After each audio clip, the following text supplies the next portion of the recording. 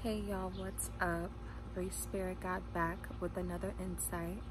So today I'm going to be giving a practical explanation of what a sacred hu'or is. For those of you who do not know, I've been talking about sacred hu'or things, tips, explanations, examples on my TikTok, which is the same as my name on here.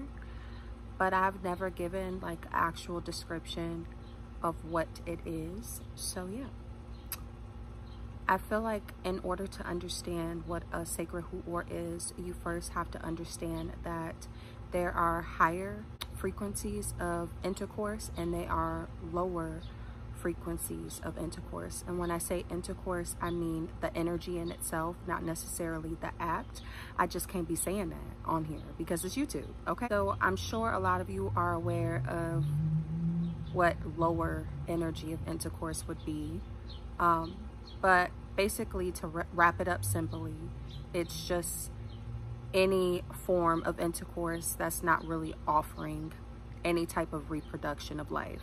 And when we speak about higher forms, we're speaking of life force energy, okay? So within my experience of being a sacred hu'or, and also coming into contact with other energy as such, I feel like the hu'or part of the title is just hyper sexuality. It doesn't necessarily mean that the woman is very intercoursely active, okay? It doesn't mean that she just popping it everywhere to everybody. And I mean, some women who consider themselves this title, they do move in that way, and that works perfectly fine for them.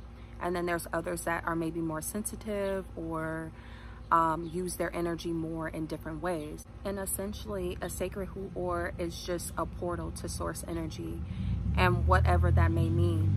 Some women use it within different energy forms, within actual physical intercourse with other people or themselves, in order to manifest things, in order to have access to things, in order to pull in certain feelings, certain thoughts, certain frequencies, or whatever the case may be, while other women may, you know, put their hyper energy into creativity, into art, into making things, into dancing or singing, some sort of talent, some sort of skill, or just using it as another form of energy, like a source of energy to channel within doing certain things that may not involve actual intercourse.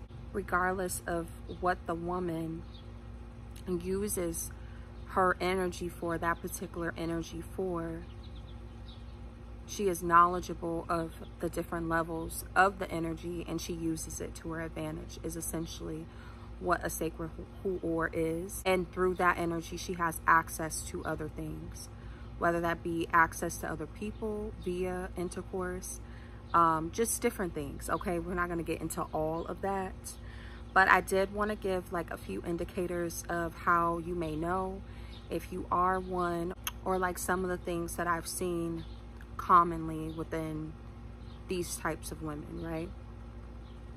So first, I do want to say, and this is going to be touchy and maybe triggering for some, but I truly feel like a lot of women who are sacred hu'ors are women who have experienced or just been exposed to the energy very young, whether it be they were R-word or they were within a house where they were exposed to it, or if they had people around them that in some way, shape, or form exposed it to them, or they were just hyperly S-word at a very young age, okay? And I feel like this happens because there's a need to understand the lower energy of this energy, so that, or just the physical form of it, so that you can continue to, like, that's the foundation to really tapping into the higher levels of it. Another indicator is how you may affect people, or may have affected people within intercourse,